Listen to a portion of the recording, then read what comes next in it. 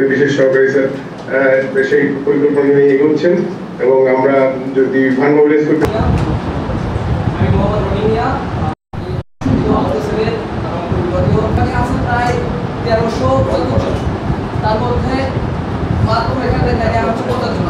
আজকে প্রযুক্তি এমন জায়গায় গিয়েছে যেখানে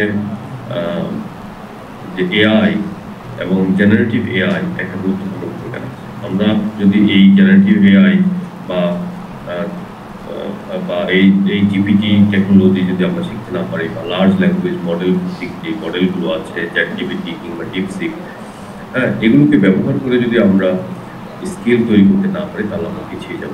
আমরা পিছিয়ে যাব আমাদের দেশের ভিতরে শহরের তুলনায়, রাজধানী বা বিভাগীয় শহরের তুলনায় মফস্বল শহরগুলো, ছোট শহরগুলো পিছিয়ে যাবে, গ্রামীণ এলাকা পিছিয়ে যাবে। আমরা আঞ্চলিকভাবেও পিছিয়ে যাব, ভারত এবং পাকিস্তান বা অন্যান্যদের তুলনায় আমরা পিছিয়ে যাব এবং আমরা বৈশ্বিকভাবেও পিছিয়ে যাব। মেইন স্ট্রিমে প্রধান চাকরি এবং দক্ষতার স্রোতে যুক্ত করে দেওয়া, যাতে করে আপনারা নিজেদের স্কিলকে ব্যবহার করে নিজেরা যে স্বাবলম্বী হতে পারেন প্রযুক্তি এবং আইসিটি প্রযুক্তি ব্যবহার করে, এবং একই সাথে আপনার শহরে আপনার বন্ধুদেরকে বা আপনার জুনিয়রদেরকে, আপনার সিনিয়রদেরকে চাকরি দিতে পারেন উদ্যোক্তা হওয়ার মাধ্যমে। এটা অত্যন্ত গুরুত্বপূর্ণ। আর যারা একটু বড় উদ্যোক্তা তাদের জন্য আমাদের প্রোগ্রাম আছে বাংলাদেশ স্টার্ট আপ বাংলাদেশ, সেখান থেকে আমরা বড় পরিমাণ ফান্ড দিয়ে দেবো। যে কিছুদিন আগে আমাদের একটা গেজেট প্রকাশ হয়েছে সমাজ কল্যাণ মন্ত্রণালয় এবং তথ্য ও প্রযুক্তি মন্ত্রণালয় থেকে, এটা মূলত এবং মুক্তিযুদ্ধ মন্ত্রণালয় থেকে এটা মূলত প্রকাশ হয়েছে যে আমাদের যারা আহত ভাই আছে এবং শহীদ ফ্যামিলি আছে তাদের একটা পুনর্বাসনের ব্যবস্থা করা।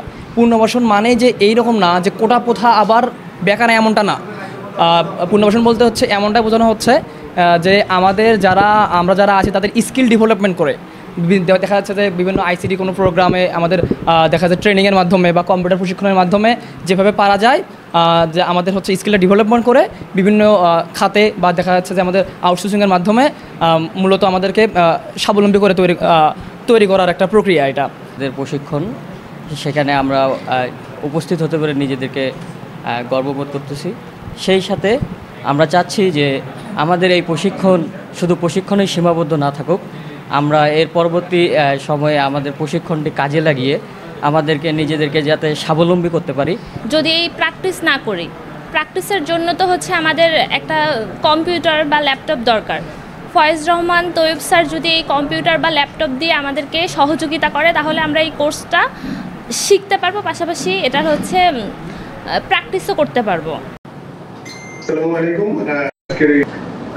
যা বলেছেন আমাদের সুদীপ স্যার এবং স্যার আছেন, আমি আমাদের বিশেষ সহকারী স্যার